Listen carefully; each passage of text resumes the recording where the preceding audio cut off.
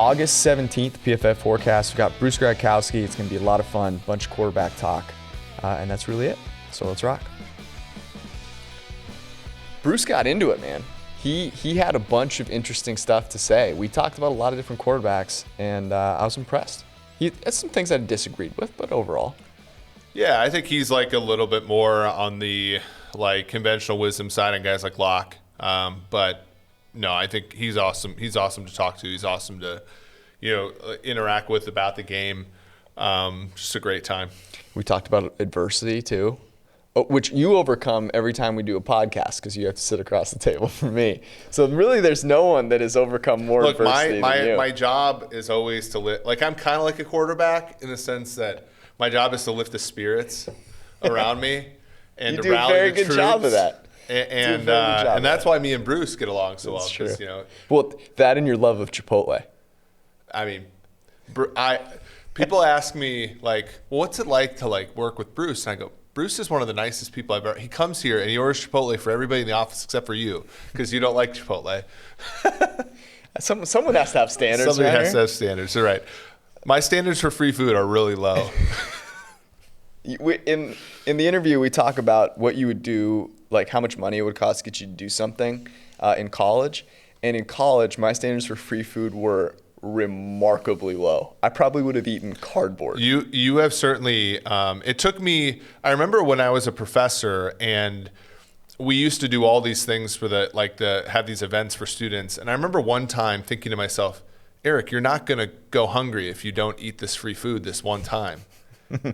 And I feel like everybody has that realization at some point in their life. You, I think, were earlier. Some just earlier than others. All right, we're going to get to Bruce in a second here, but want to make sure you guys know about a bunch of really good stuff that we've got coming out on PFF.com that you really don't want to miss. First and foremost, the college football subscription, the first that we've ever had, has player grades for all the college players going back to 2014. We've got a really awesome college football preview magazine. Seth Glean and Anthony Trash killed it. Seth writes up a bunch of really cool scheme stuff for that. Timo Riske's heat maps are in there. It's awesome. Look, a lot of people have already bought it. If you don't get it pretty soon here, the shelves are going to be empty. They're going to be empty. You don't want to miss out. And it's 25% off. Promo code CFB25. So you want to go check that out. And then Wednesday, we've got the NFL Draft Guide version 1 coming out. You've never needed it more than you need it now, and it's the best it's ever been. So you'll want to make sure if you don't have an Edge or Elite subscription that you go make haste. Get yourself one, get yourself ready, because football's coming back. All right, here it is, Bruce Gradkowski. Bruce, you're in Toledo, right, at the moment? You're at home. Yeah, beautiful Toledo. It's a beautiful place. I need to address something right off the bat, which is I got the bobblehead in the back. Yeah, I can see that. Your setup is remarkable, and I wish that everyone at PFF could get that like 3-view portrait, because I would really be interested in what they would be of. All right. I just didn't know. Do you want me to get everyone a Gradkowski photo to hang behind them? I don't want everyone's to be Gradkowski. I want theirs to be what they're doing. So like maybe it's 3 different shots of Eric typing on a computer. Or hosting a podcast with Steve baking bread. Neil working out. Me just looking like an asshole. Sam complaining about the state of the world. Yes. Austin hustling. So this is the question we were talking about. So we obviously, back before the pandemic, we were playing basketball a decent amount. And you would drive up from Toledo or drive down. I don't know. I'm an idiot with those things. But and you would play with us. And you are pretty good at basketball. You had an offer to Richmond. Is that right? Yeah. John Beeline was the head coach at the time. So wow. I always tell everyone, I think I could have played at Michigan then, and I probably could be in the NBA because, with his track record as a head coach, maybe I would have followed suit. You could have scored more points than that random Philly journalist that claimed he could score 2 points in the NBA. Did you see that? Yeah. Oh, dude, that's insane. There's a guy, I don't know, what's his name? Elliot something or other. Yeah, Elliot Spitzer, maybe. He's like a radio host in Philadelphia, and I should pull up the tweet, but it basically says like, I could probably luck into a home run. I could probably score 2 points in an NBA game. I could probably score a touchdown in the NFL. But the one sport that I definitely have no chance in is hockey. And people just eviscerated this dude for thinking he could hit a home run, score a touchdown, and score 2 points in the NBA. Well, the funniest thing is literally, so basketball is probably the most deterministic sport because it's played so much. The best players are tall and athletic and all that kind of stuff. Hockey is literally the most random sport. Like the majority of hockey players that currently play in the NHL are less athletic than you two. Like right now. That's not fair. That is fair. They're athletics. They're skating isn't easy. Sure, but that's what intimidates people about it, right? So in order for you to score a goal in hockey, you just have to be able to stand up in skates. Yeah, sure, but they're like, when they do the bench press at their combine, it's 185 pounds. It's not even, it's like Fred Smoot could lift that. We're deciding if we should sign our 5-year-old up, Roman, for ice hockey. So we might do that. But I want to know, Eric, what the numbers say as far as the chances of hitting a home run or scoring 2 points in an NBA game. I mean, hitting a home run, man, with those pitchers and the fastball, dude, impossible. I think that's impossible. I mean, even somebody like this has got to make your blood because you were actually a pro athlete that was like good at these things. And I would say the NBA is crazy though, man, because like if I played like a 3 guard, if I was like the small forward, the guy against me 6'7", athletic, I'm not getting the ball. No. Like let alone get the like maybe. Especially because if you walk out onto the court, this is the funniest thing, right? So say you're in an NBA game, and even like any 3 of us, right? So say Bruce, you actually are a pro athlete. You walk out onto the court. These dudes would look at Bruce like, "Are you fucking kidding me?" And they'd be like, "This guy isn't even touching the ball." When we play. You get like so pissed when I beat you. And like, can you imagine how, like, let's say I go out there and like Luke Bamamute is on me. And he's like, Durant might get 35, 40 on me, but this little scrub is not getting the ball against me. But you don't think I could take like JJ Redick though, like one-on-one? Not take him as in like beat him. Just score one time. Just score one time. Maybe make a tag. But you are a good athlete, a former pro athlete. You are not a beat writer / podcast host in Philly. I'm going to go out on a limb. I think JJ Redick could lock you up. Dude, well, you figure too, guys. I mean, you're right, Eric, about the size. It's insane. Like, could you imagine being on the court with LeBron James and him being the same not the same athleticism, but as a guard, as a point guard, as a shooting guard. And I'm like, how am I going to even get past this dude or get a shot off? I mean, his wingspan, I can't get a shot off. Well, it's like when I was going to UNL and I stood in line next to Ndamukong Suh at Starbucks, and it was like, this dude is jacked. He has no fat on him. He's 3 inches taller than me. Yeah. And he can probably move like the running back on this team. Like, it's unbelievable. These guys, I mean. When I was playing AAU basketball, I'll never forget this. My first time at the big time tournament in Vegas. And I happened to be where I was walking in the gym, and the Spiece Indy Heat, which was Greg Oden's team, had Mike Conley, Daquan Cook on it as well. They had just finished. Greg Oden's walking out, and he's like standing right next to me. And I'm literally at like dick level on Greg Oden. And I just look up. I'm like, oh my God. Like, dude's insane. But this leads me to a question, Bruce, which is, when you're a pro athlete, you go out and then you play like pickup with someone. Do you notice how much more athletic you are than they are just as a baseline? Because that's what always impresses me about those types of athletes, is that they step out on the court with everyone else and you're like, holy shit. Like, I thought I was a decent athlete and I feel like my feet are in the mud.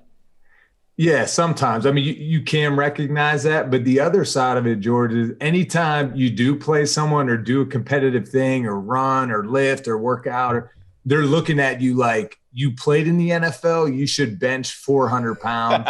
You should be doing a 360 dunk. Like, so anytime you kind of, and then, me kind of getting up, as far as like how my body and knees feel and shoulder feels, I ease into things, right? So even when I first started hooping with you guys, I'm like, man, I'm not trying to pull a hammy. or twist an ankle and you go at it easy. And I'm like, these dudes probably think like I'm a bum. Like, this dude really playing in the NFL? So you kind of look at it both ways. But I think athletically, it's funny. We have a friend that, we go out to dinner with a couple and we'll hang out with them. And the one time, I forget what we were doing, I just started juggling like 3 oranges or apples or something. What an athlete. And and his wife was like, oh, he could juggle too, talking about her husband. I was like, oh, cool. And then like he got up and was like, like, and like got like maybe 1 round of juggling all 3. And he's like, what gets me though is when you do like different size objects. So I grabbed like an orange, a basketball, and a football, and I juggled all 3 of those. But that's when you could. Dude, that's incredible. The best part of that whole thing is how pissed that guy must have been when his wife's like, "Oh, former pro athlete can juggle too. You better be able to juggle, honey. You worthless piece of shit." Just get up there and fumble it around. I just walk out. If my girlfriend did that to me, I'd just be like, I can't. That was like, when we played flag football and we had, so like we would play and we were, I think, fine. Mike's a good athlete, you're a good athlete. And then the day Zach shows up and plays. And it's like literally every pass. And Zach's like trying his hardest not to try at all. And every ball that he throws is just right there, right in your face. And you're just like, how when a guy throws the ball hard, it like hurts, to catch and stuff like that. Right. When you're like you and Zach and those guys, when you throw the ball, it's got some zip on it, but it doesn't even hurt your hands to catch. It like just sticks to your hand. Yeah, and you're just like, okay, there's no comparison here between us. Well, we have to find a flag football league in this time of COVID with masks that we can wear, and we've got to get Bruce out there because Zach. Awesome dude. We love Zach. Zach doesn't have the competitive streak that Bruce has. I feel like Bruce would get out there and he would say, fuck looking like I'm not trying. Let's kill these dudes. He's out here throwing dump offs to Austin and Austin's. We'd have practices. We'd have a playbook. Yeah. We have to get it together. It'd be a lot of fun. I'm down with it. Well, it was like the one time though. Remember we had the Eckerd Challenge last year? Yeah. And we had like the hole you had to throw it in. And I remember like, I'm like, dude, I better hit this because everyone's watching and like Chris Collinsworth is out there. And I'm telling you what, like, I'm like, I was always picky about the kind of football you use. So even when like Tom Brady and those guys, you talk about the deflate gate, I'm like, I kind of could see it because a deflated football is easier to throw than one that is super hard and pumped up. That's not what Bill said. So I was trying to get the right football and everything. So that day, George, I was trying my hardest, and I'm going to say there was luck involved that I did make it through there, and I thank God I did because I don't know if you guys would still be employing me to this day, let alone like talking to me. I'm more about avoiding uncatchables than looking for. It's funny. Belichick said that those weren't true. There's no difference between the flight of the ball. Basically. Stop it. What we need to find though, do you have an outdoor basketball court? Because I've seen you've done. I should point people in this direction. If you don't follow Bruce on Instagram, you should. You've been doing some home videos that are a lot of fun. Where was the basketball court? Is that on your property? Yeah. So that was that was in our driveway. Yeah. Come on. I just want to play some basketball outside. Same. Eric, bring the kids. We'll swim and we'll hoop a little bit. But yeah, so I set the camera up on that video, George. It was a basketball video. I set the camera up on like where our lights are, and my wife was out there. So I was like, "Here, babe, see if you can make a layup." So she goes up, and I just swat the crap out of her, and I'm like, "Yeah, what now?" She falls to the ground, and she's like, "Oh, you need me in the back." That's funny. That's also what Aaron Rodgers heard from Olivia Munn. All right, it's now time to get into the main part of the podcast. We're not going to get any messages on YouTube saying, "Why don't you guys talk about football for the first 10 minutes?" Right. Let's start with this. One of the things that you have done this summer is grading Russell Wilson's 2011 season at Wisconsin, and he was great. Shockingly, 93.4 passing grade. 33 touchdowns, 4 interceptions. His big time throw to turnover worthy play ratio, 27-8. What was your big takeaway from watching every single dropback of Russell Wilson's from his time as a whole pack of Badger? Well, what I thought was really cool, and I posted a few videos to Twitter, was the missed throws he had. And it was just an off-platform type of throw that, the tight end was running a deep cross that he just missed. And it was a throw that you can't miss, you shouldn't miss. And what I took from that was, man, I love this guy even more because you could tell how much he worked at his craft, and a lot of people, we get caught up in watching these guys right now, where they're at in their career. And we don't understand what they have done to get themselves in this position. And I look at Russell Wilson and, man, like, he understood, yes, his athleticism was there. The arm was there. The big playmaking ability was there. So when I saw some of those throws, though, I'm like, he wouldn't miss that today, and it just, his delivery looks quicker today. And it just, you could tell he put a lot of work into it to be what he is today. And that's what I took from it, because as we go in our career, whatever we do, it's the process of, man, just continue to just chop wood, every day get a little bit better. And I could tell Russell Wilson truly worked at some of those things to where now, I mean, he's one of the most pinpoint passers on the move, off platform, extending plays. And so from watching that, I thought it was cool, seeing him miss some throws, like, man, he is human, and he has worked at his game to get him to where he is today. It's almost like the transition he's made from whoever he was dating to Ciara now. That's an incredible growth. Bruce, what is it like? What is it like to grade a player when you know the outcome? Like, because we grade, you mean knowing he's great? Yeah, we grade college quarterbacks now. Sure. And we certainly have, we think when we watch Justin Fields play, we think he's going to be good. When we watch Trevor Lawrence play, we think he'll be okay, right? Like all this kind of stuff. But like grading him back, kind of knowing the future, what is that like? I think it's pretty cool because it helps me with evaluating going forward in the future. Because, it's something we always say, like, at PFF, I mean, these guys, they're not going to turn into something they weren't in college. They could get a little bit better. The system's going to help in the NFL, the coaching, the players around them. I mean, that's inevitable where you go, who you're around in the opportunities.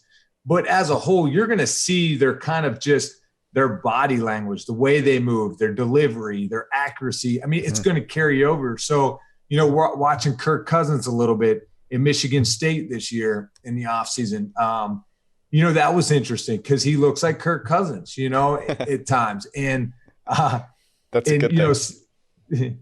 And so, like with Russell Wilson as well, and what I'm looking forward to, I have a couple games left of Russell Wilson, but I'm going to go to Jameis Winston next and Marcus Mariota because of what we see now. I want to see, are we seeing those things then? And this is going to be the year before they had their last season in college. So probably it's not going to be super impressive, but if you see, would we have them the top picks in the draft, looking back at it now. So it's really cool to know where they're at now and see it and put it together. But, even when you see Tom Brady throwing at Michigan, like old highlights and stuff, it's like, don't do a Steve. No, I'm just saying, I'm like, it looks like Tom Brady, so it's just kind of like, it just shows like the right opportunity with the right people around you and the coach but also continue to put in the work and have that mentality. That's why I'm a big believer on the mentality of a player. So how can you – so let me just ask you this first because this is one of the questions I had, which is let's say that let's say Russell Wilson actually has his season at Wisconsin that he had last year. Is he a top – is he number 2? Is he number 1? Go ahead, Bruce. Because he suffered certainly from height, right? He suffered certainly from all of those stigmas that now, because of him, because of Drew Brees, like we've seen Kyler Murray, Baker Mayfield, go number 1 overall. So if we're now pushing him forward into this generation, where would he go?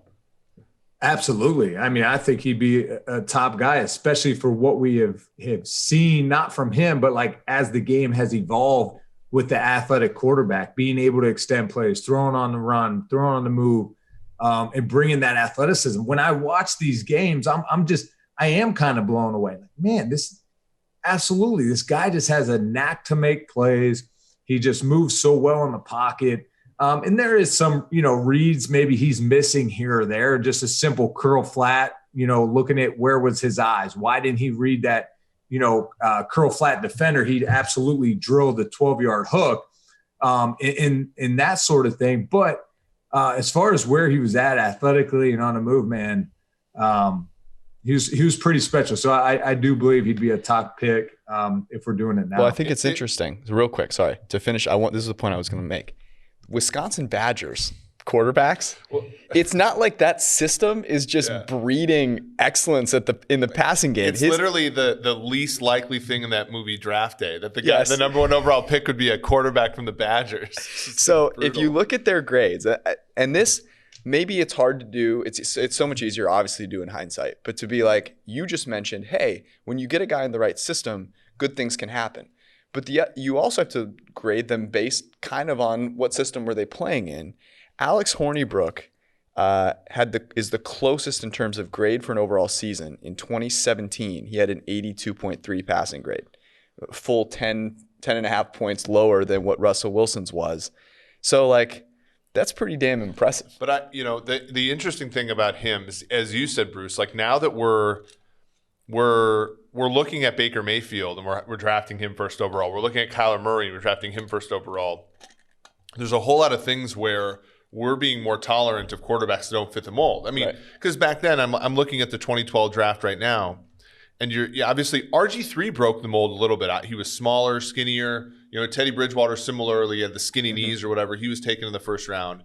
But if you look at the guys, Tannehill's a big athlete. Andrew Luck, big athlete. Brandon Whedon, old but big athlete.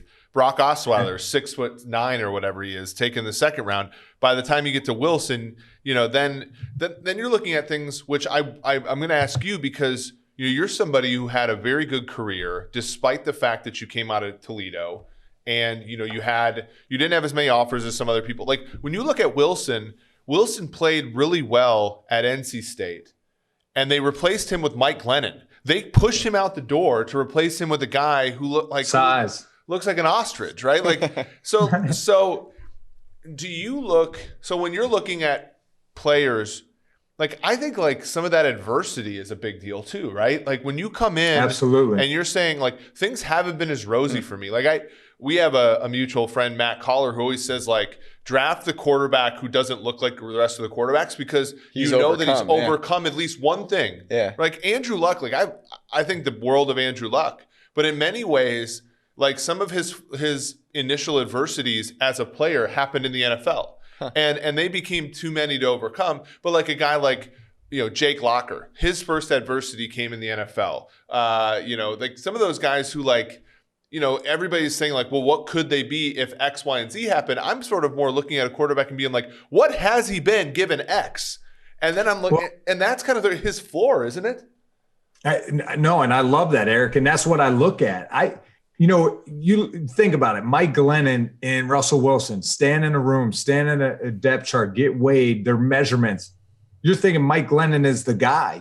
I'm fortunate that, at Toledo, they brought in a junior college transfer that, my redshirt freshman year, I was just a holder. And they brought him in basically to say the seniors graduating, we need a starter. He was 6'4", he could sling it. I'm talking about, I watched this dude throw in the gym during winter conditioning, and I'm like, man, how am I going to, just the looks of it, that looks pretty. And I realized that. And even my best friend, my roommate, Lance Moore, he was like, yeah, they brought him in to be the starter. And I'm thinking, you're my boy, and I'm trying to compete to be the starter, and you're telling me, and he's like, I'm just being honest. And I'm just lucky through that whole process. That's when I really brought it into what can I control? I can't control my size. I can't control the quarterbacks they bring into this locker room, but I can control what I know, how hard I work, how hard I prepare, know what to do, where the ball's supposed to go, and using my athleticism as well. And that fueled me. That drove me in through winter conditioning, I outwork them because no one's going to outwork me when you get to just stuff, like workouts. So I outwork them there because I don't mind the grind. I'll throw up and get back out there and run more sprints just because that's what you got to do. And I actually threw up one time in my mouth and swallowed it because I didn't want to go to the trash can and look weak. And how did you pull that back? I'm most impressed by the ability to pull it back.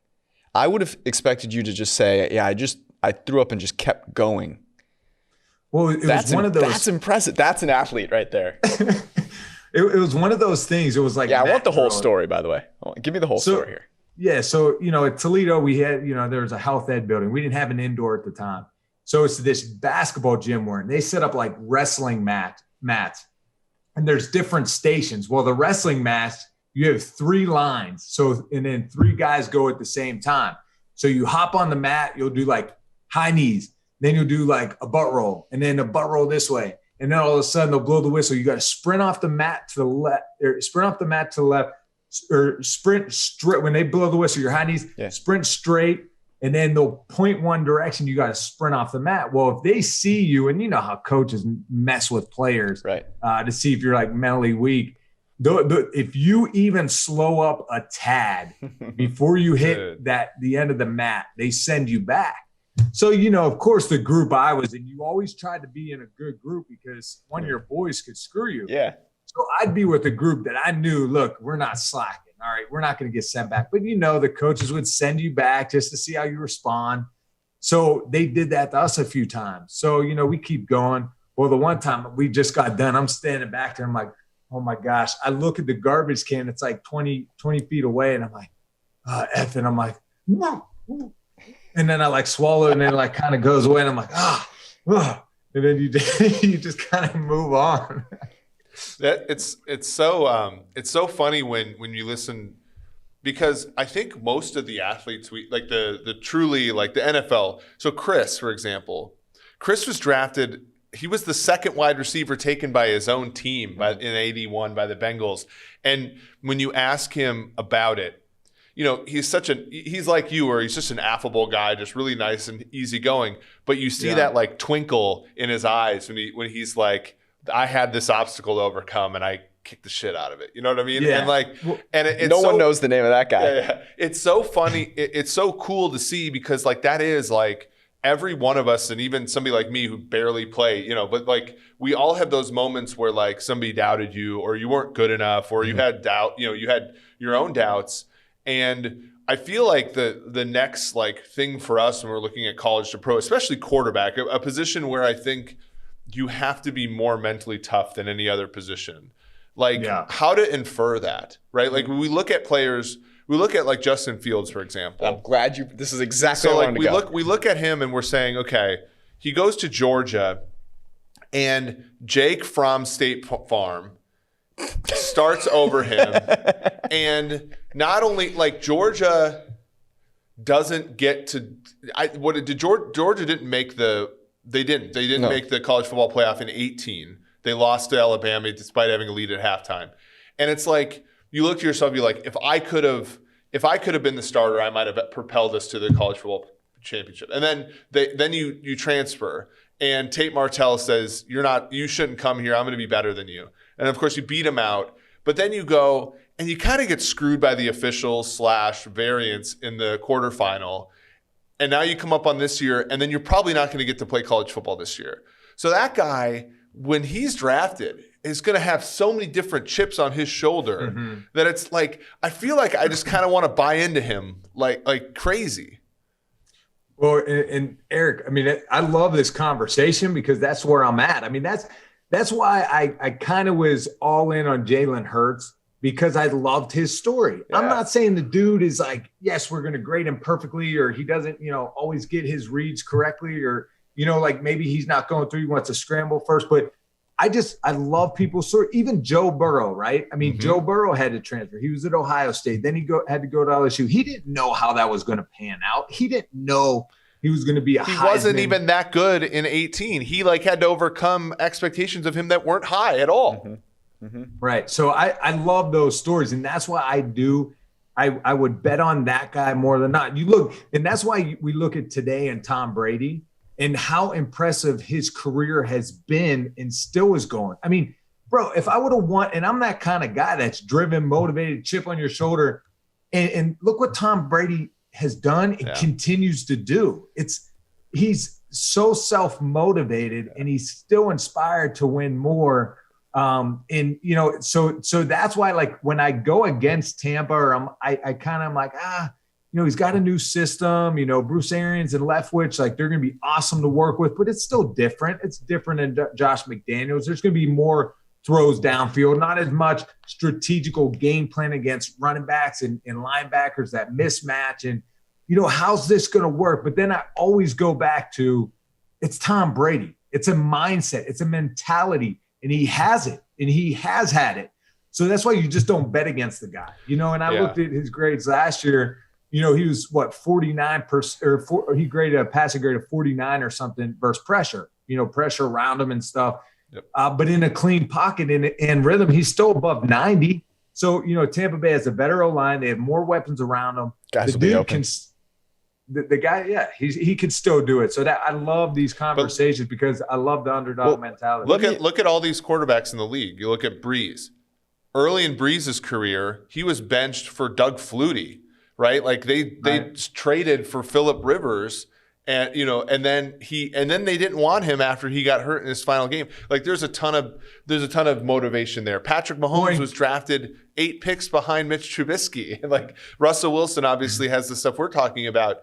It's actually like more relevant to sort of look at the guys who haven't had a lot in the way of adversity and see how they've done. I want to get back to Fields versus Lawrence though, because it's a great point, and I'm just going to push back on it a little bit. Fantastic. You're a tremendous human being. You've overcome adversity. But you don't know everything about a person. You don't know everything about what they've overcome maybe early on in life, in their own head, maybe, within the locker room. I mean, Trevor Lawrence last year starts the year out and doesn't play very well and gets a lot of criticism. And Justin Fields has been in the spotlight for a while, but like Trevor Lawrence, like that hair has been on people's minds for a while. So he's dealt with pressure. He's dealt with some adversity. And if you say, okay, yeah, he's the better quarterback, are you making the leap to Justin Fields because of this extra amount of adversity overcome? Don't you think you use it to break ties? Like I think that, so this is my question. Is there a tie there that you're breaking, or are you just saying, hey, Justin Fields is awesome and that's the end of the story? Or is there more there? Are you actually considering, I have the first pick next year, I'm the Jacksonville Jaguars. I'll ask you this, Bruce. The Jacksonville Jaguars are on the clock. You have pick 1. Who are you taking? Go with Minshew. Well, yeah, I think, right now it's Trevor Lawrence. I just think George and Eric, when it is close and you're evaluating, yes, maybe you do go with the guy that has overcome adversity, but then there's stuff that it's a transcendent talent. Like, with the stuff, Trevor Lawrence, the arm and athleticism, we haven't seen in a while. This dude he's awesome to watch. So he can make every throw. He's athletic enough. And Justin Fields, he's athletic. He can make all the throws, but it's still not the level of Trevor Lawrence. So there is a difference in that aspect. When I was watching both these guys, Justin Fields actually throws it better than I gave him credit for beforehand. He actually understands timing and rhythm better than I kind of thought he would going into it. And I still want to kind of watch these guys more from last year because I was more into NFL grading at that point. But, when I watch Trevor Lawrence, sometimes it's like, I know you can play like Superman, but you don't have to all the time. Just do what you're coached to do. Your natural abilities, you'll make those splash plays. They will come in the course of a game. You don't have to force that. And that's where, when he started off the season last year, he was trying to live up to the hype. You don't have to try to live up to the hype. Just continue to do what you're coached to do. Continue to run the offense. Continue to take it one play at a time. And those big time plays will happen. They will come. You will get that opportunity downfield. And that's what I want to see with Trevor Lawrence is him kind of bring it all in. And that's hard to do, and it's kind kind of like me at Toledo, guys. A lot similar to Trevor Lawrence. You know, Yes. just the comparison. What about the hair? The hair is the number one comparison. You know, like with the long flowing. I think I used the wrong shampoo, and that's why I lost it all. But at least I got the strong eyebrows. Yeah, that very attractive. But yeah, it's just, you know, it's overcoming that and not trying to do too much. I was a 3-year starter at Toledo. Going into year 3, I felt like I had to do more. Where I look back at some of those games and those moments, I just had to make the necessary play. I just had to execute the offense. And sometimes these big time players, like we talk about adversity, that is the adversity, not trying to do too much with the abilities you have. Well, you talked about the situation and how that, you know, maybe we should just say, hey, Wisconsin with Russell Wilson, like overcoming that situation is incredible. And then, you know, talking to Mike Renner about Fields and Lawrence, we had this debate with him a while back, and it was like, okay, where's the big separator? And, you know, if you look at it, it's like, okay, yes, I get it. Ohio State has some really nice scheme, and they've got some free stuff on the table. So if you look at just take horizontal lead throws like 10 plus yards downfield. Yeah. It's not that Trevor Lawrence was dramatically worse than Justin Fields. He just threw that pass like 2.5 times as often. Mm-hmm. So there's this element of, and I'm curious your thoughts on this, where it's like when you play Ohio State, you're trying to prepare for all of the scheme components that you know are going to dice you up. When you're playing against Clemson and Trevor Lawrence, it's like, oh, I just have to be ready for Trevor Lawrence to try and beat me on all these throws downfield, you know, and be a Superman, so to speak. And so those two things are in contrast, and it helps Justin Fields perhaps look a little better on the stat sheet. And I think has been something that Trevor Lawrence has had to kind of overcome and figure out how to deal with. So I'm like you, I really hope we get to watch both these guys, because I think there's a lot of questions to be unanswered. I don't think there's no way that you can sit here and tell me right now that you are so confident in Trevor Lawrence that you don't want to see both guys play again this year. I'm kind of irritated that I don't get to see Dustin Crum, who I think is the Bruce Gradkowski of this class. That's it, brother. I mean, that's where I feel for a lot of seniors, man. Because you know, this is what you look for. I mean, I know the end goal is to go and play in the NFL, get drafted, but also, man, you're losing valuable time in college, and you worked so hard up to this point to be the guy. You don't know the backstories, like you guys are pointing out, of what these guys have been through, whether a superstar, whether a guy in the MAC just making the team. Like, look, dude, I wasn't highly recruited. I had one Division I offer, and that was Toledo. I didn't go into Toledo like, oh, this guy's the next anointed one here in Toledo. No, you had to work your 3 solid years of putting in the work, being disciplined, you know, and just taking care of business. So that's why, you know, I do feel for the guys that are, you know, with the college football up in the air as it is right now. But when you look, going back to watching these guys, I was just thinking about Russell Wilson as you guys were talking, and it is like Russell Wilson versus Michigan State in 2011. I was, you know, grading. I look at the score. I'm like, oh man, did Russell Wilson lose this game? You know what I'm watching, and what's he do? He comes back and wins, and it's just Russell Wilson. And then it's kind of like on the other side, it's like, well, Kirk Cousins not winning the big game. Like it's crazy how it happens, you know, and these guys don't change much. So when you look at Justin Fields, Trevor Lawrence, absolutely, I want to see these guys this year, man, just because they deserve it. They put a lot of time and work into it. Yes, so both still get drafted high, but still, college football, man, is different. And it's especially the bond you're building with your team and your friends. These are your friends that'll last a lifetime. You know, so I can't wait to watch them. I hope we do get a chance. And the thing that I look up a lot too with Trevor Lawrence, Justin Fields, is you talked about maybe their stats aren't the same. I think Jason Day, like what a good coach. You said like the offensive Ryan Day. Jason Day, golfer. He's a golfer. Yeah, good golfer. Right. I wonder if he's Jason Bay, who is a Pittsburgh Pirate outfielder. Yeah. I was just talking to a buddy. I know Jason Day, the golfer. So Ryan Day, but just you figure the schematics at Ohio State, you know. So you're right, man. They draw up some good plays to get guys open. So as a scout and as an evaluator, you have to look into that as well. Let's talk about little Gruden here. So I thought this was really interesting. And I feel like NFL coaches are really good at playing with the media and just mind fucking people up and down. Absolutely. But you've played for Gruden. So when you hear him talk about Marcus Mariota, is like it's, his firstborn child just coming home from a, successful do you get venture. some PTSD when you hear Gruden go wax poetic about a backup quarterback? What are you making of that? Is this I'm motivating Derek Carr? Is this I actually really like Marcus Mariota and maybe he's starting for us in week 8? Like, what are your thoughts on that?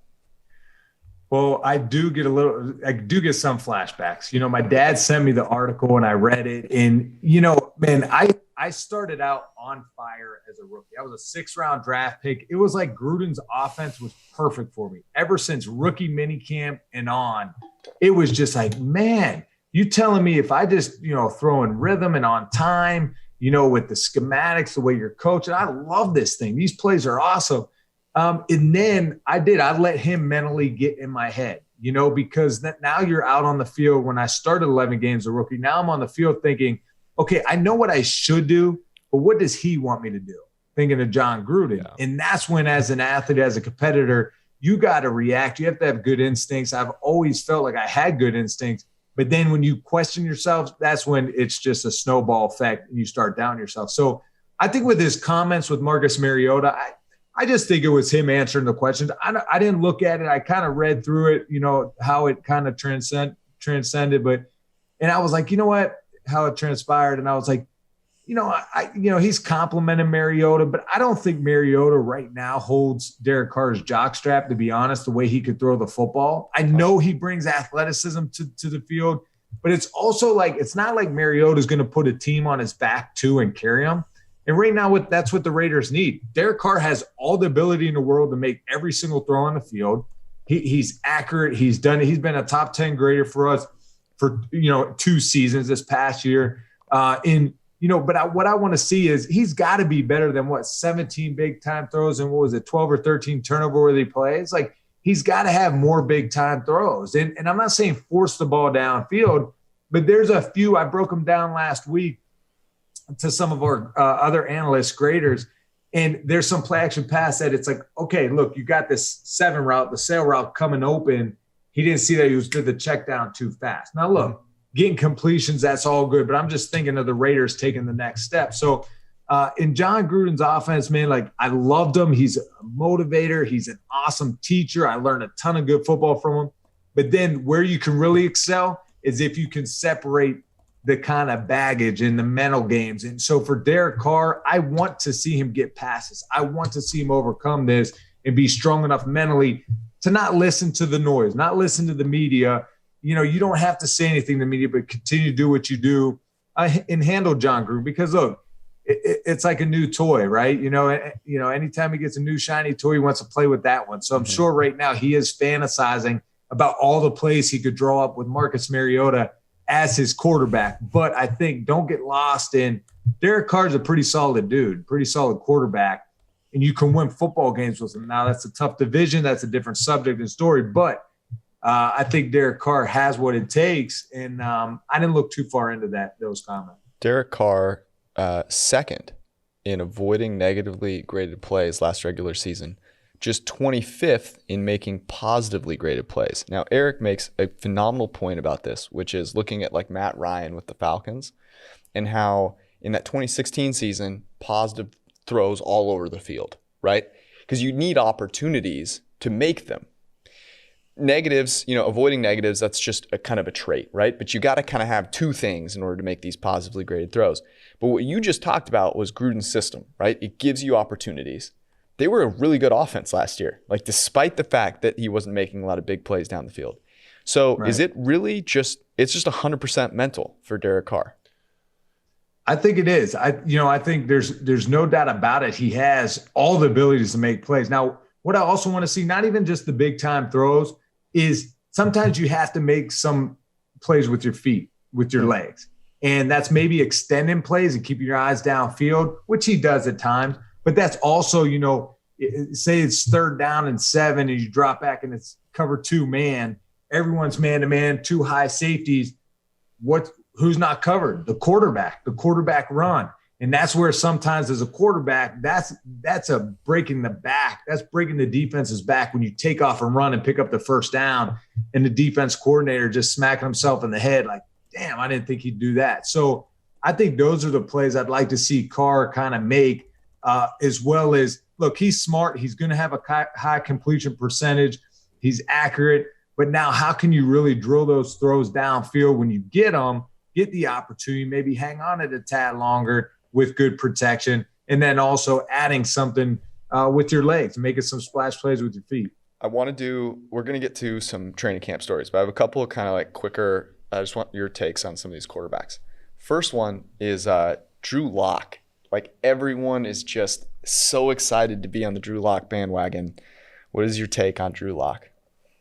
So Drew Lock, like coming out of college, I'm like, all right, he doesn't really understand timing and rhythm with his feet. You know, his feet aren't always the best. He's drifting back in the pocket at times, but he has the arm strength. He has the arm talent. You know, he's good with naturally throwing the football.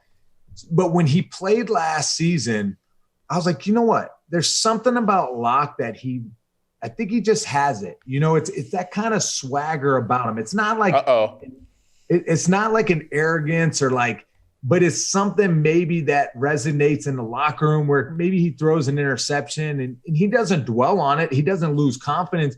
And that means a lot in the locker room, in the huddle, that, oh man, this dude's still confident. He just threw 2 picks. Now, he also had, I think it was over 50% of his yards came, yards after the catch. So that was, pretty high for us.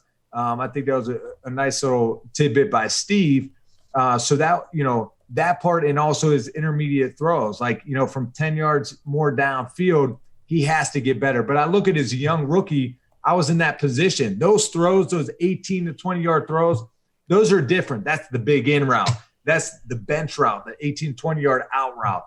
That, those are big time throws in the middle of the field or in the sideline that you're just not used to coming from college. It's a different feel, that it's not about arm strength, but it's about the timing and rhythm that you could throw the ball with and lay it down the middle over linebackers. And I think that's going to take time for him to learn, but he was just, not as good, after 10 yards down the field. Is he a top half of the league quarterback this year?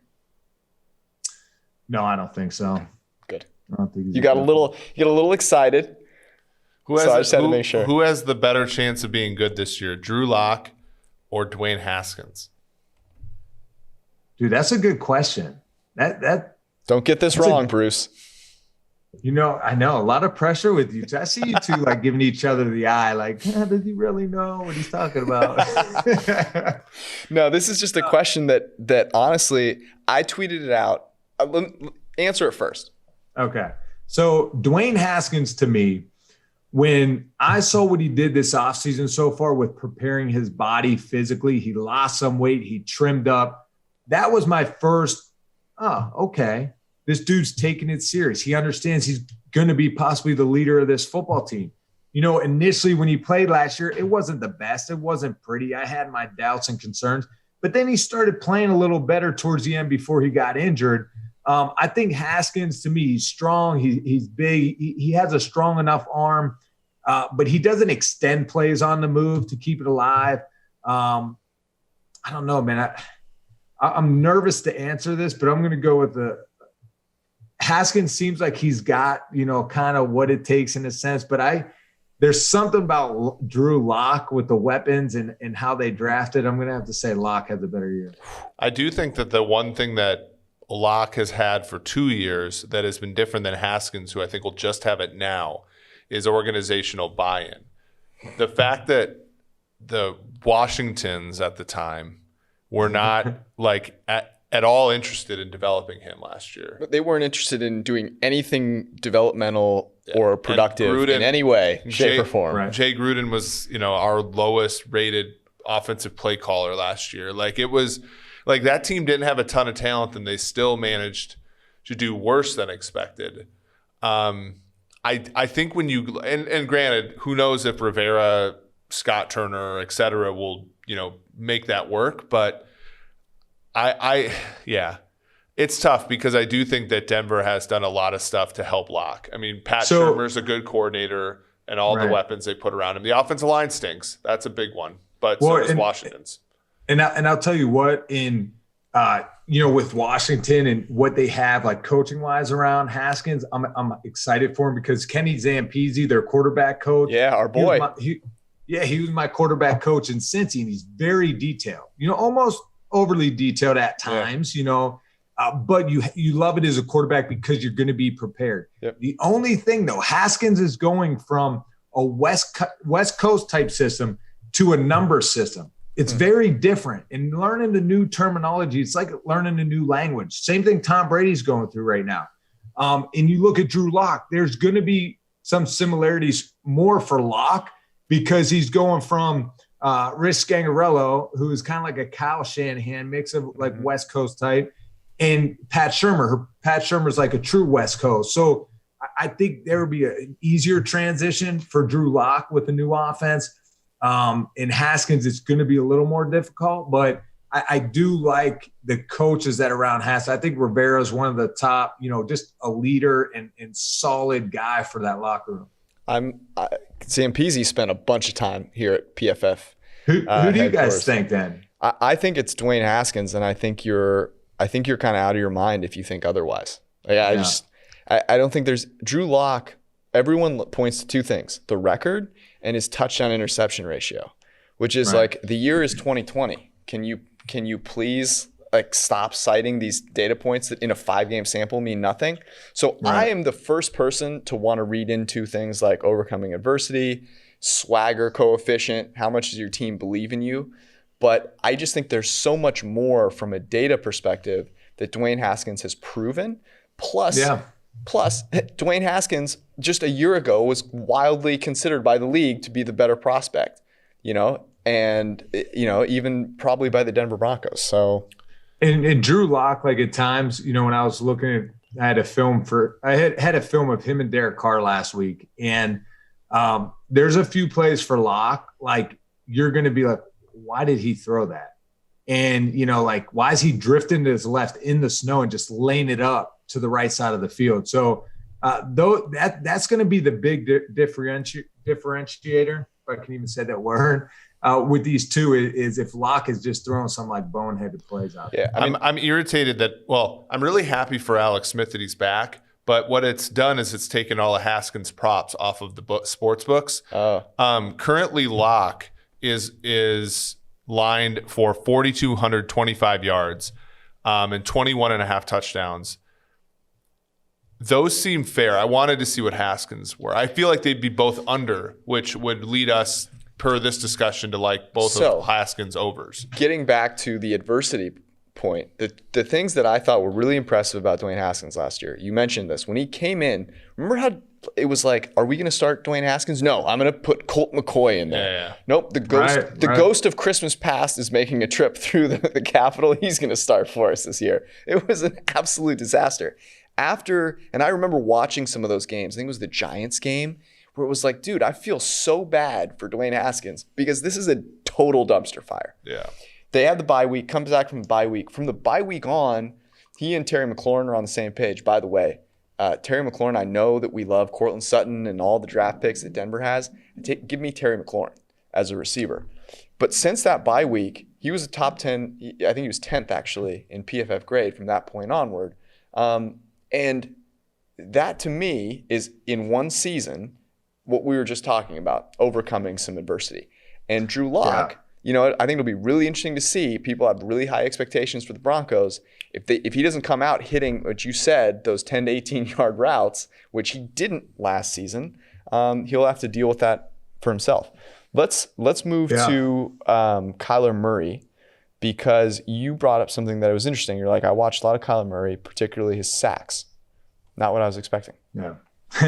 Yeah, I mean, I just went over kind of all the sacks that we put on the quarterback last year. Not that we downgraded the quarterback negatively towards his grade, but whose fault was it through the sack? And with Kyler Murray, you got to love how he can extend plays, right? I mean, the guy is fascinating to watch. I think, with the weapons they added this year, anytime you have DeAndre Hopkins, I mean, gosh, he's just going to get even that much better. I think, 20 plus yards downfield. I think, Kyler Murray was, were graded very well. And so that's just going to help this year. But there were some sacks that, it's like, okay, I see you got out of one sack.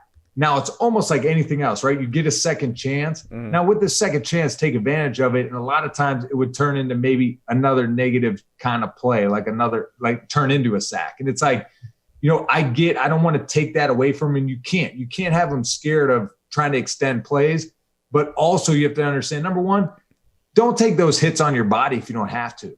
So if you extend a play, you get outside the pocket, you already broke one missed tackle through a sack. Now you're outside the pocket. If nothing's there, just throw the ball away. You don't need to take any unnecessary hits on your body. So that was just one thing that kind of really was apparent to me watching Kyler Murray was I love his athleticism. I love the way he throws a football, man. He's truly a good passer of the football. And but sometimes it was, okay, look, you're athletic. You can, get outside the pocket. You can make plays. But if you're out there and nothing's there, just throw it away. Don't take any extra hits. And I feel like I was a smaller quarterback as well. Sometimes what makes you scramble out instead of step up in the pocket is you're afraid to lose vision. Mm-hmm. But sometimes when you step up in that pocket, that's what the pocket's for, because it forms around you. And then there's gaps in it that help you to be able to see the routes downfield when you step up into that pocket. And I want to see him get more comfortable with that. I know it's tough being a smaller size quarterback, but that's when kind of the vision helps though, when you step up in there better. How good can he be this year then? Top 10 guy? Yeah, man, I think so. I kind of think so because he has that extra factor of his mobility and the way he throws the ball too on the move, in the weapons. And then he has the advantage of all these other young quarterbacks, Daniel Jones, Dwayne Haskins, Drew Lock, all a new system, right? Mm-hmm.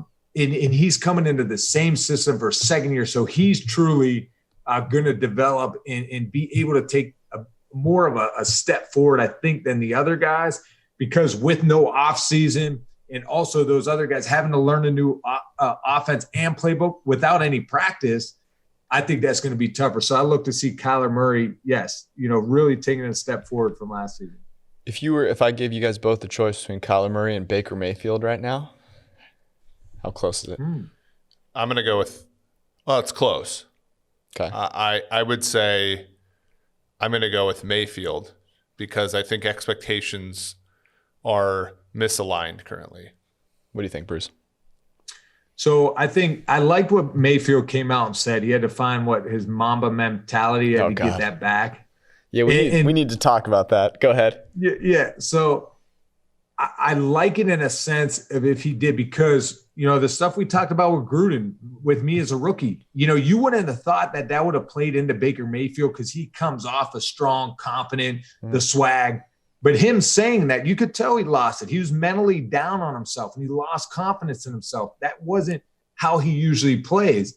I think that offense was Kevin Stefanski is going to help Mayfield because of the play action pass, what he did with Kirk Cousins. I think that's going to help. And I do think they have weapons for Baker Mayfield.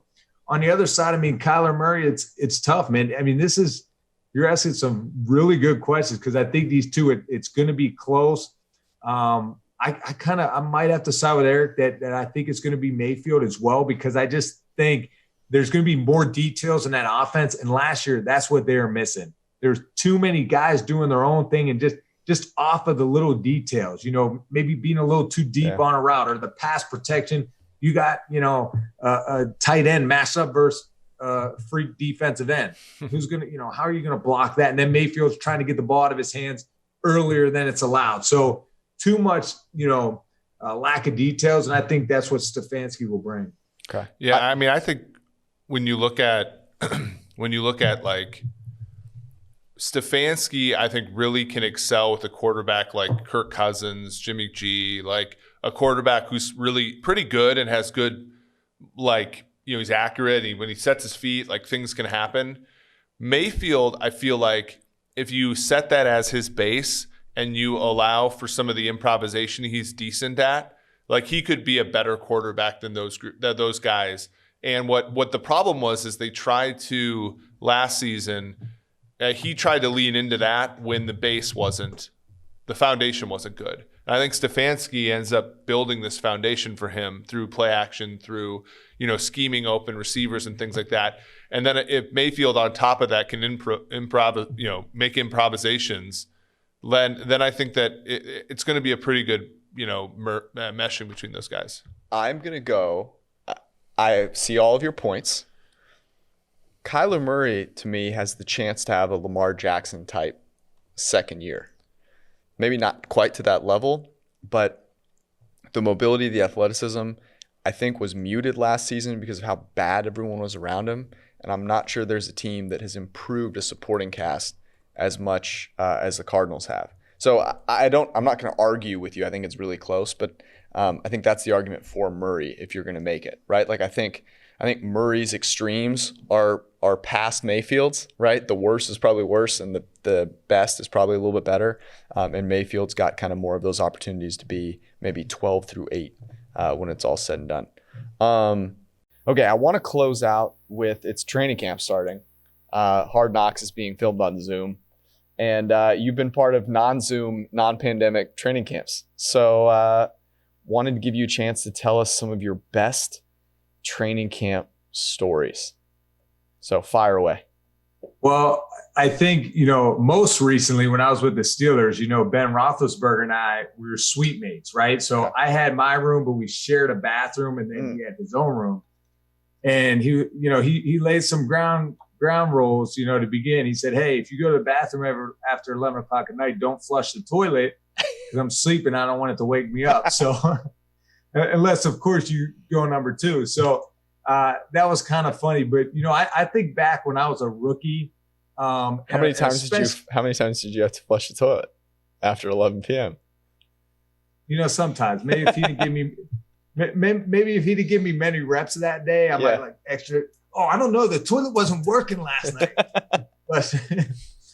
but I think of my rookie year, and a lot of the veterans will mess with rookies, especially if they're high draft picks. And we always had a rookie dinner, and it was the offensive line, the tight ends, and I think the running backs and the quarterbacks all went out to dinner. We went to Morton's Steakhouse, and the rookies have to pay for dinner. And at the time we had Davin Joseph, he was our first round draft pick, and Jeremy Trueblood, he was our second round draft pick. Now I wasn't drafted to the 6th round, but they were really going to hammer Davin Joseph and Jeremy Trueblood, and they had to pay for dinner. So we go to Morton's. Of course, everyone's ordering every appetizer. They're ordering bottles of wine, and they're ordering Louis the 13th, the alcohol, and it's like $6,000 a bottle or whatnot. So later on that night, the bill comes, and I see the bill, and I'm like, guys, I'm a 6th rounder. I don't even have like money in my checking account yet. The bill was $33,000, and I was like, I'll do what I can. I'll play my part. I'll throw in a couple grand here and there. And Davin Joseph and Jeremy Trueblood split the bill with $33,000, wow, which was insane. But that night too, when guys were ordering bottles of Louis the 13th, I remember there was another rookie offensive lineman, and there was like a cup like this full of Louis the 13th, like right up to here. Jesus. And guys, and Chris Sims Price started this. He's like, I got $100 on it.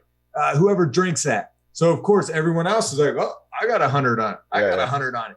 All of a sudden, there's like a couple grand stacked up right there. A young rookie takes the cup, and everyone starts like, come on, you got it, you got it. And he's just like, and just crushes the whole thing. And he's like, ah. And we're in Morton's Steakhouse in the back room, and everyone starts screaming. Jesus. It was like we started going nuts. And I don't want to tell you guys where we went after that, but that money probably came in very useful. Came in handy. It was redistributed to the population, which I love to see. Paid for a few college educations. A philanthropist. I'm really into philanthropy, so that's great to see. What was that guy's like? If I tried to do that, the next day I would be dead. Oh, I can't even imagine. You are pretty well regulated, though. That's the problem. I mean, that's a lot of alcohol. Oh man, right? It's insane. I don't know how he did it. Like, and he was fine. Like the rest of the night he was fine. Jeez. I was waiting for him to like taper off, and Just didn't I'm like, happen. man, he earned a lot of respect that night. I will say that some buddies of mine in high school, like we had a pretty large group of Pacific Islander, Samoan, Tongan guys, and those dudes could do anything, and it just like didn't affect them, to the point where one of my friends, Malachi, we went to like a carnival, and it was these carnivals where you could like win fish for like throwing a ping pong ball in like a colored glass bottle or whatever. And the dude would, like, if you paid him $5, would just drink the fish. Like it was freaking nothing. What was the dollar amount? So Bruce, you talked about being straight out of college. What's the dollar amount in which you do something outrageous like that now, and you wouldn't even think about it today? Like I feel like in like grad school or like my first few years out, it was like not that much. Wasn't that much? Like $20, and now it's like you would have done the Louis XIII for like $1,000, 18. Yeah. And now it's like $1,000. That doesn't seem. Were you close? Were you close to picking it up? Picking up that whole bill? No, the bottle, the cup. No, because to me, I wanted to enjoy the rest of the night, and I knew like didn't want to go to the hospital. Oh, and that's what I thought, man. I was like, I might seriously die if I drank this thing. So I was feeling good at the moment. I was like, I don't need it, but that's crazy, Eric. It depends what it is. But yeah, like it's sad, but yeah, for $1,000, I don't know how much craziness I would be doing right now. In college, dude, $1,000 was. I would have done just about anything. Yeah, exactly. Just about anything. Chris Sims, by the way, starting that, but now refusing to unbutton the top button of his shirt that's a real change. Well, that's why I kind of wore this today. Yeah, for sure. I think we got the better backup Tampa Bay quarterback. Let's just be. Well, the opposite Sims look, but he didn't have a chest like this. Right. He doesn't have anything to show off. He's hiding it. Is really what it is.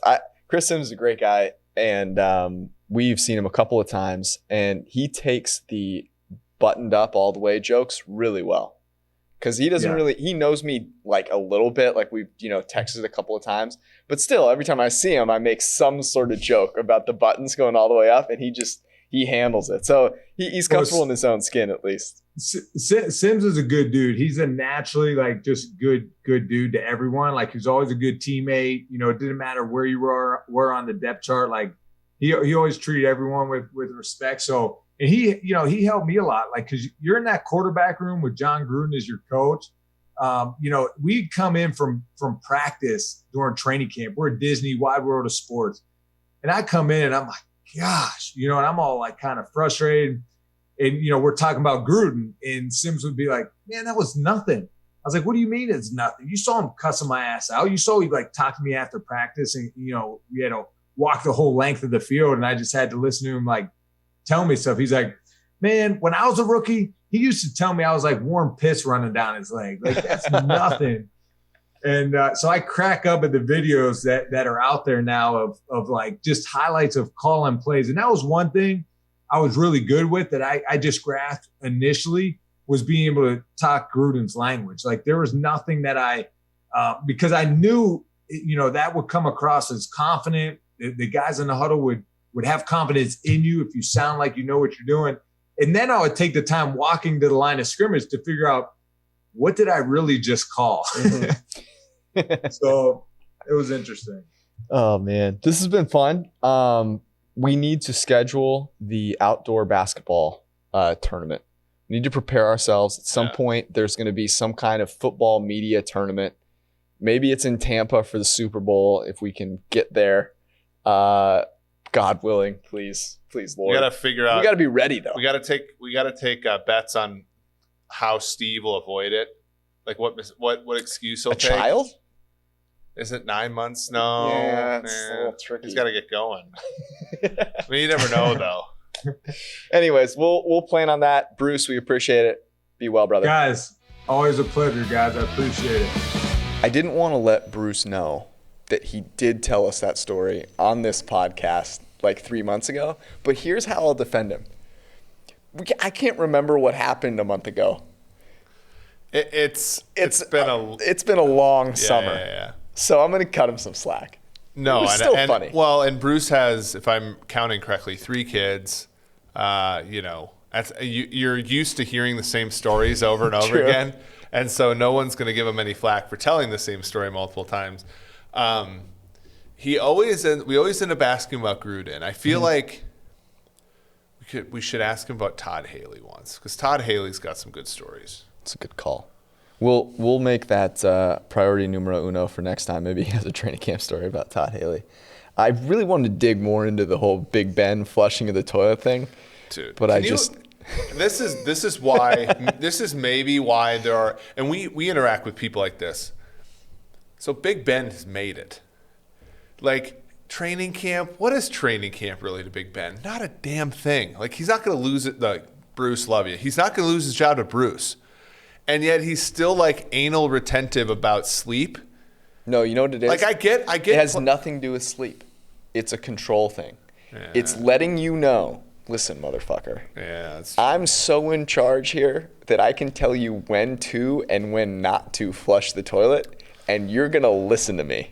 Can you imagine if you were sharing a suite with me and my dumb ass walked over and was like, hey, buddy, just want to let you know, if you have to take a crap past 11 p.m., don't do it. Just leave it. Just leave it. Yeah. Because I'd rather wake up. If you flush the toilet, I'm going to wake up and you're going to disturb my My roommate in college for football snored. And so I was always like, I threw things at him. And then finally I was just like, look, man, like I'm going to bed at 7 tonight and I better be asleep by the time you get here. But I can see not wanting to wake up before a game. But like practice when you're a Hall of Fame level quarterback, like late in your career, like I just don't get it. Yeah, I think it was a power move. Anyways, that was our show. We have a fun one on Wednesday. I don't want to say who's going to be on because they're really busy. They might not be able to make it. I do know that Mike Renner will be joining us for a part of it. We're going to talk about the NFL Draft Guide, which drops on Wednesday. We're going to talk Trey Lance, Fields, Lawrence. It's going to be awesome. He's watched all of these guys already. And so I'm really excited about that. You should get the NFL Draft Guide. If you do not have an Edge subscription, you want to get it. Plus, it's a perfect time because you can go get the new college football subscriptions as well. They're 25% off. Anyways, it's basically like Christmas in the summer. Like I said earlier, it's coming back. Look, if you can't afford it right now, do what my parents did and hide it behind the other toy, for like a day or two. Smart. At the store. But it's on sale now. So, get it before everybody else buys it and the shelves are empty. See you guys. Thanks. Thanks for watching the PFF YouTube channel. And if you want to subscribe, all you have to do is push the button. Don't forget everything you get. A little fantasy, push the button. A little green line for the gambling aspects of the game, push the button.